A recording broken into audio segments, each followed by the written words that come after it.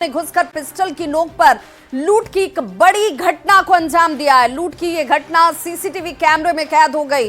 तस्वीरें इस वक्त आपके टीवी स्क्रीन पर सीसीटीवी कैमरे में ये तस्वीरें कैद हुई हैं, जिनमें दिन दहाड़े घटना को अंजाम देने के लिए पहुंचे अपराधियों के हाथ में आपको पिस्टल नजर आ रही होगी। रात 10:30 बजे का ये वीडियो बताया जाता है, जिसमें साफ नजर आ रहा है कि दो अपराधी गर्दनीबाग के अनीसाबाद खोजा इमली के पास एक दवाखाने और क्लिनिक जांच घर में घुसते हैं और काउंटर पर बैठे हुए शख्स का कॉलर पकड़ा जाता है। इसके पहले कि वो कुछ समझ पाता, अपराधियों ने पिस्टल तान दी और उसके दूसरे साथी ने थप्पड़ की बरसात कर दी। लेकिन दुकान पर बैठा व्यक्ति भी देखिए दिलेर निकला। उसने जान की परवाह किए बगैर अपराधी की पिस्टल ही पकड़ ली और कुछ देर तक लड़ने की कोशिश करता हुआ भी ये दिख रहा है। बाद में वो अपराधियों के कब्जे में आ जाता है और फिर एक अपराधी ने आराम से काउंटर से कैश निकाला और सिर पर मारने की धमकी देकर मोबाइल छीनकर यहां से निकल जाते हैं। करीब 3 मिनट तक लूट की ये घटना सीसीटीवी कैमरे में कैद हुई है, जिसके आधार पर अब पुलिस कार्रवाई की बात कह रही है।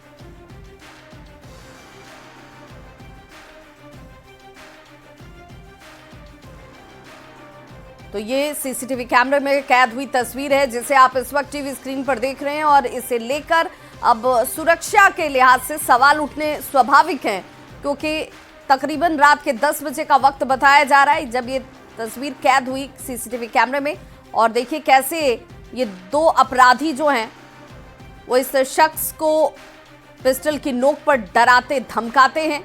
हालांकि बड़ी दिलेरी दिखाते हुए ये शख्स उसके पिस्टल को पकड़ भी लेता है, वहीं दूसरा साथी देखिए थप्पड़ों की बरसात कर देता है।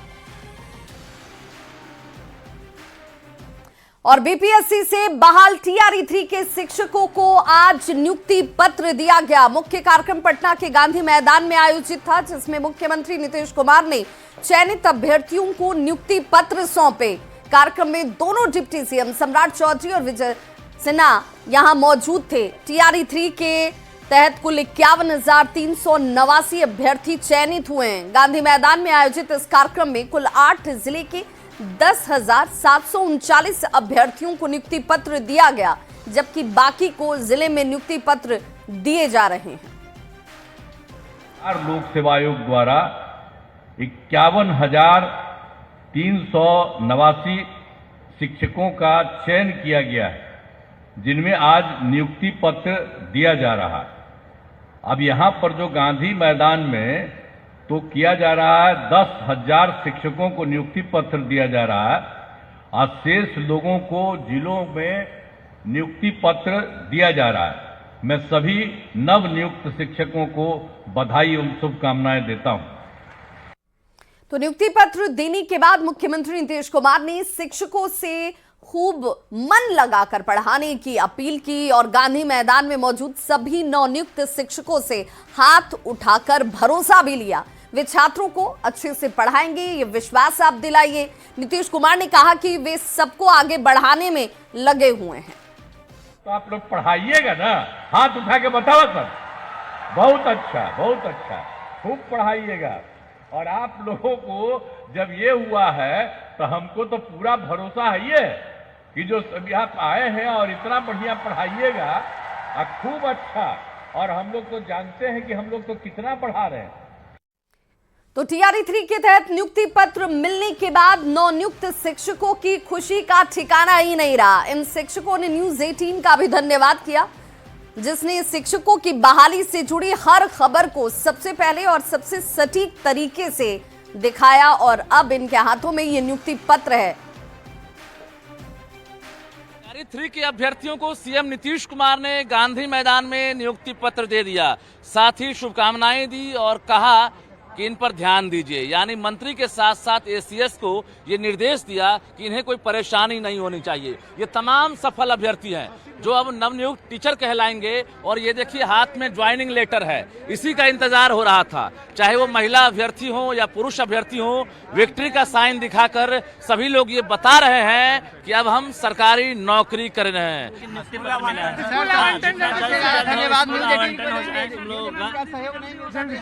और बच्चों को हम अपना बेहतर दे पाए जल्द से जल्द। आप बताइए। हाँ, बहुत खुशी इतनी है, सवाल एक से करो, जवाब सभी दे रहे हैं, यही खुशी है, यही है ना। चलिए सर, हम लोग को नियुक्ति पत्र मिल गया है सर, पर इसमें ज्वाइनिंग लेटर का डेट मेंशन नहीं है, स्कूल मेंशन नहीं है।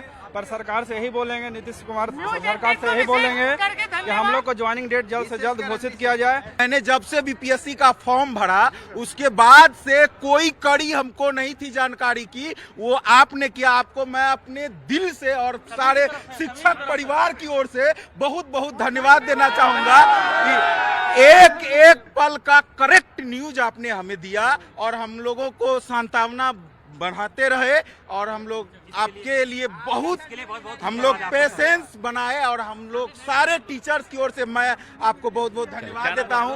आपको कोटि कोटि धन्यवाद कि आपके सहयोग से और हम लोगों के मेहनत से आज हम लोग यहाँ गांधी मैदान में। चलिए धन्यवाद। क्या टारगेट है, आप लोग अब टीचर बन गए हैं, स्कूल ज्वाइन करने के बाद क्या लक्ष्य होगा आपका? सर सबसे पहले तो सर धन्यवाद देंगे न्यूज 18 का सर, आपका बहुत बहुत धन्यवाद।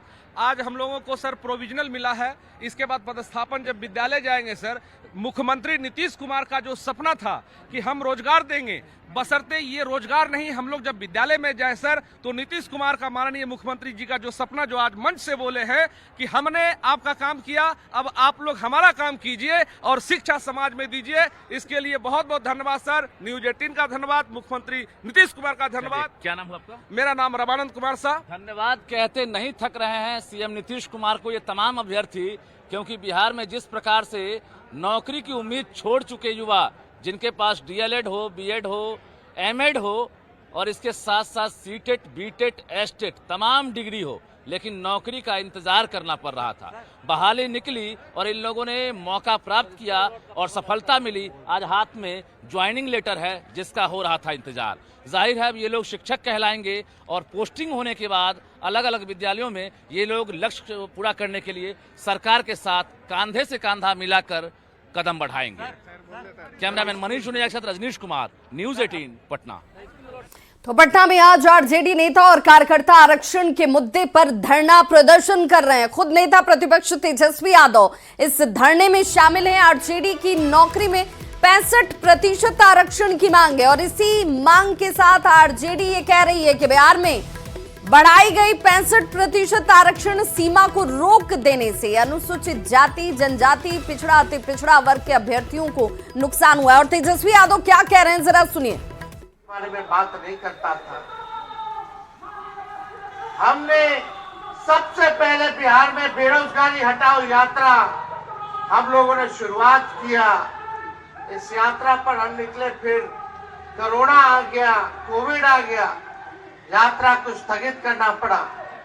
लेकिन जब चुनाव का समय आया तो हम लोगों ने पढ़ाई, दवाई, कमाई, सिंचाई, सुनवाई और कार्रवाई वाले मुद्दों को लेकर के जनता के बीच लेकर के गए और हमने प्रण लिया कि अगर हम मुख्यमंत्री बनेंगे तो पहले कैबिनेट में अपने हस्ताक्षर से 10 लाख लोगों को सरकारी नौकरी देंगे।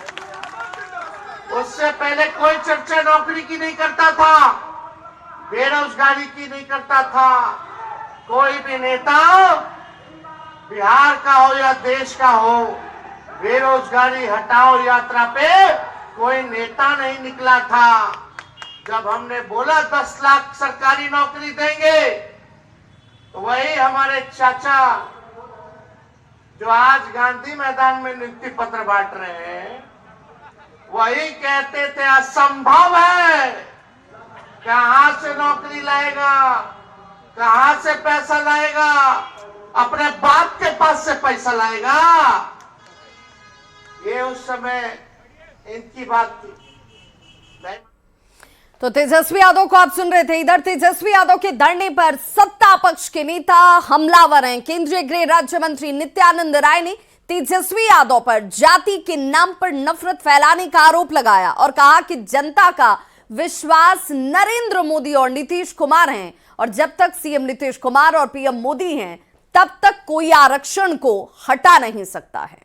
आज पिछड़ों के नाम पर वोट लेने वाली उस आरजेडी और ऐसी पार्टियां जो लोगों को धोखा देकर सिर्फ नफरत फैलाकर वोट लेती है, लेकिन वास्तव में पिछड़ों के हित, पिछड़ों के आरक्षण, पिछड़ों की उन्नति की बात, विकास की बात अगर कोई प्रधानमंत्री किए हैं तो उनका नाम है माननीय नरेंद्र मोदी जी। मुख्यमंत्री नीतीश कुमार को लेकर विपक्ष के लोग कह रहे हैं कि अचेत अवस्था में मुख्यमंत्री नीतीश कुमार जी का तबीयत ठीक नहीं है। नीतीश कुमार जी के शासन में ही सुशासन स्थापित हुआ है।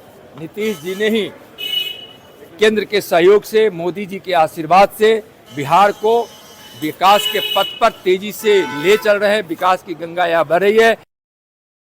तो जेडीयू के मुख्य प्रवक्ता नीरज कुमार ने विपक्ष के नौकरी वाले सवाल पर पलटवार किया। नीरज कुमार ने कहा कि मुख्यमंत्री नीतीश कुमार ने नियुक्ति पत्र देकर भविष्य को संवारा तो किसी ने नौकरी के बदले जमीन ही लिखवा ली। अंतर साफ है, बिहार में अब नौकरी के लिए संपत्ति पत्र नहीं देना पड़ता। हम शिक्षा सुधार रहे, कोई नियुक्ति को व्यापार बना रहा था। बिहार में अब नौकरी के लिए संपत्ति पत्र नहीं देना पड़ता। और हाँ, तेजस्वी यादव जी को राजनीति में नियुक्ति पत्र भी हमने दिया था और बर्खास्त भी हमने किया। जनसुराज के संयोजक प्रशांत किशोर ने आरजेडी की माई बहन योजना पर जमकर निशाना साधा है। प्रशांत किशोर ने कहा कि तेजस्वी यादव बीजेपी की नकल कर रहे हैं। ये सब जनता को बरगलाने वाली योजना है। की बात तब होती जब उनके राज्य में सुरक्षा की बात होती, शिक्षा की बात होती, और जो योजना बनाकर ये झारखंड से कॉपी किए। दो अभी विधानसभा चुनाव हुआ, वहां पर महाराष्ट्र में और झारखंड में ऐसे ही कैश ट्रांसफर की स्कीम की वजह से 2 लोग चुनाव जीते हैं। तो ये लोग चुनाव जीतने के लिए कुछ भी कर सकते हैं। भाई मैं आपको एक और बात बता दूं, सिर्फ बिहार ही नहीं, दिल्ली और गोवा जैसे 2-3 छोटे राज्यों को छोड़ दीजिए तो देश का कोई भी राज्य अपने यहाँ रहने वाली सारी महिलाओं को, बिहार की तो बातें छोड़ दीजिए, बिहार की तो हालत ही नहीं है, कोई भी राज्य इंक्लूडेड महाराष्ट्र इंक्लूडेड, अपने राज्य में रहने वाली सारी महिलाओं को 2,500 रुपया महीना नहीं दे सकता है। किसी राज्य की वित्तीय हालत की स्थिति ऐसी नहीं है। मोतिहारी के मधुबन थाना क्षेत्र में नशेड़ी गैंग ने रुपए लूटने के दौरान एक किशोर की चाकू मारकर हत्या कर दी। घटना ब्लॉक कार्यालय के पास की और बताया जा रहा है कि सुलेशन सूंघकर नशा करने वाले गैंग के नशेड़ी किशोरों ने 13 साल के सोनू कुमार उर्फ गोलू पर हमला किया। नशा करने के लिए उससे रुपए की मांग की। सोनू ने जब रुपए देने से इनकार किया तो उसे मौत के घाट उतार दिया गया। मृतक सोनू कुमार टीकम गांव के रहने वाले जगदीश ठाकुर का बेटा था। पुलिस का यह कहना है कि आरोपियों की पहचान की जा चुकी है। जल्द ही सभी को गिरफ्तार किया जाएगा।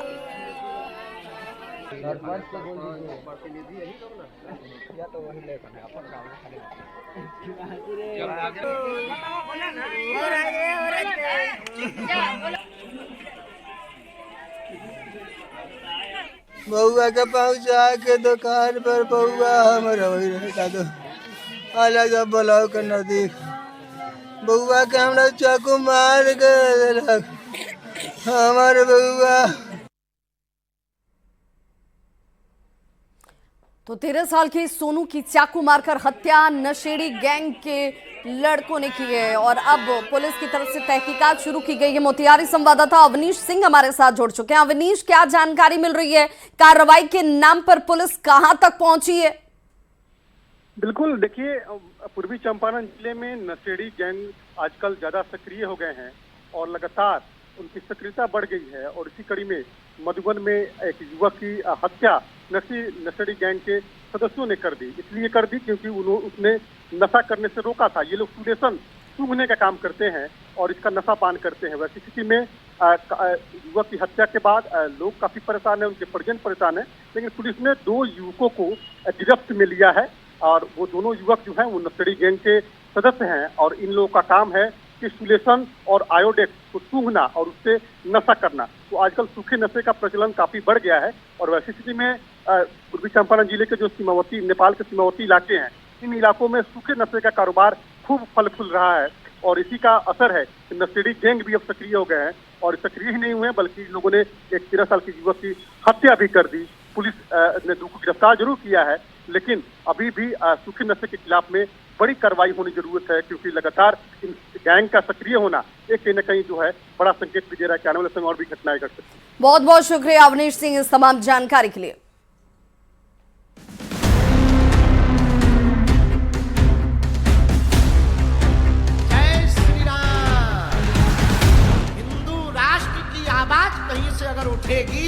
सबसे ज्यादा बिहार से ही पहले। तो गोपालगंज में 6 मार्च से बागेश्वर धाम वाले पंडित धीरेन्द्र कृष्ण शास्त्री की हनुमंत कथा इस वक्त चल रही है, लेकिन बाबा बागेश्वर की हनुमंत कथा के साथ साथ बिहार में उनके दौरे पर सियासत भी अपार है।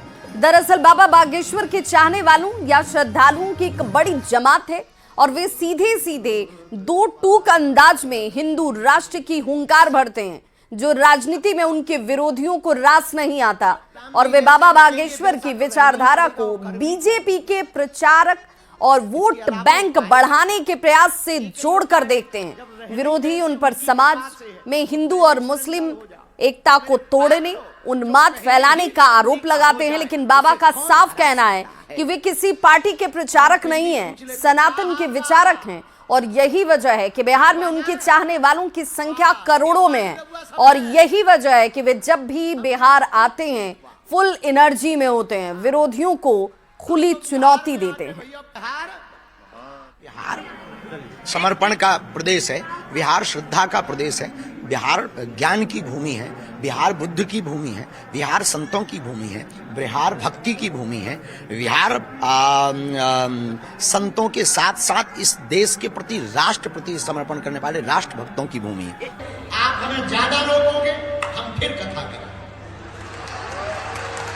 आप हमें और रोकोगे, हम और कथा करेंगे। आप हमें और रोकोगे, हम यही मठ बनाएंगे।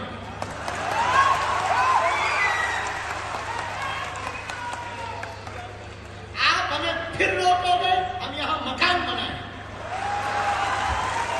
और आप अगर हमें फिर रोकोगे, मरेंगे, तो फिर बिहार में जन्म लेंगे। पर बिहार आते ही रहते हैं तो लगातार आते ही रहेंगे, और अब विरोध कर रहे हैं तो निश्चित रूप से हम जो है कथा सुनाते रहेंगे। हमारी एक आदत है, छेड़ोगे तो हम छोड़ेंगे नहीं। तो हम फिर भी पूछ लेते हैं, का हाल बा? ठीक बा ना? वाह, ठीक बानी रघुआ समय। हम भी खूब ठीक बा। हाँ, हम तो बिहार में आके भैया फुल एनर्जी में हो जाते हैं। तो बागेश्वर धाम वाले पंडित धीरेन्द्र कृष्ण शास्त्री के बिहार दौरे पर सियासत घमासान जो है सियासी तौर पर इस वक्त मचा हुआ है, और इस पर केंद्रीय मंत्री जीतन राम मांझी ने कहा कि वे सनातन की बात कर रहे हैं, इसका चुनाव और राजनीति से कोई लेना देना नहीं है। जीतन राम मांझी क्या कुछ कह रहे हैं, जरा आप भी सुनिए। सनातन के लिए आए हैं, सनातन हिंदुस्तान का बहुत अच्छा पंथ है और हम भी उसकी प्रशंसा करते हैं। वो ऐसा काम कर रहे हैं, उनका राजनीतिक कुछ नहीं है। आप लोग ये कोई राजनीतिक हितार्थ लोग चयन करता है, उसकी गलती है। तो इधर कांग्रेस सांसद तारिक अनवर ने बाबा बागेश्वर के बिहार दौरे पर पलटवार किया है और बीजेपी पर बाबाओं के सहारे राजनीति करने का आरोप लगाया। हम लोग का ये कहना है कि भाई ये चुनाव के समय क्यों बाबा को तकलीफ दिया जा रहा है, क्यों कष्ट दिया जा रहा है। बाबा अपना आए जाए कोई नहीं, इससे कोई मतलब नहीं है, लेकिन उनको राजनीतिक तौर पर उनका इस्तेमाल जो है वो गलत है। और ये इस बात का संकेत है कि एनडीए भारतीय जनता पार्टी खास तौर पर वो अपने आप को कहीं ना कहीं कमज़ोर महसूस कर रही है और इसीलिए बाबा लोगों का सहारा लेने की कोशिश कर रही है, उनकी बैसाखी पकड़ने की कोशिश कर रही है।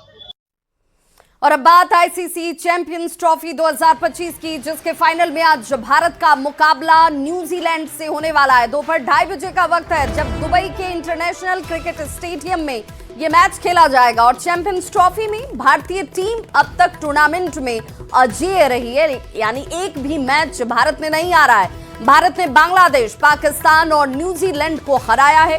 सेमीफाइनल में ऑस्ट्रेलिया को 4 विकेट से मात देकर भारत ने फाइनल में अपनी जगह बनाई। आंकड़ों की अगर बात करें तो फाइनल में भारतीय टीम का पलड़ा भारी है। भारत ने अब तक न्यूजीलैंड के खिलाफ 119 मैच खेले हैं, जिनमें भारत ने 61 तो न्यूजीलैंड ने 50 मैच जीते हैं। इन दोनों टीमों के बीच 7 मैच बेनतीजा रहे हैं और 1 मैच टाई पर खत्म हुआ था।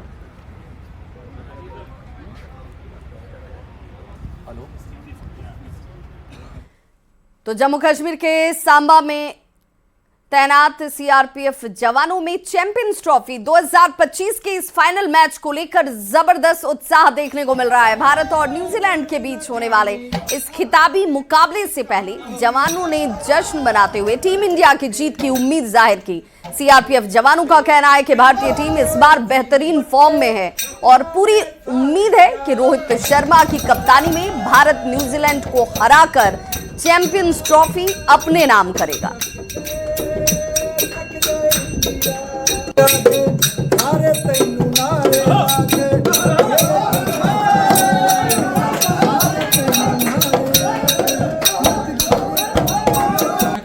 ਚੱਕ ਦੇ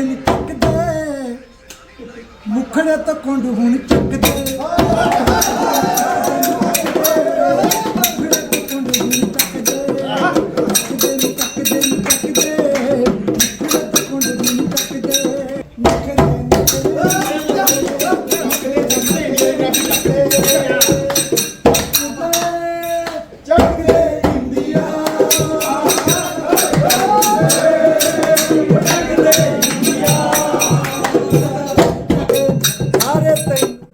तो इस बुलेटिन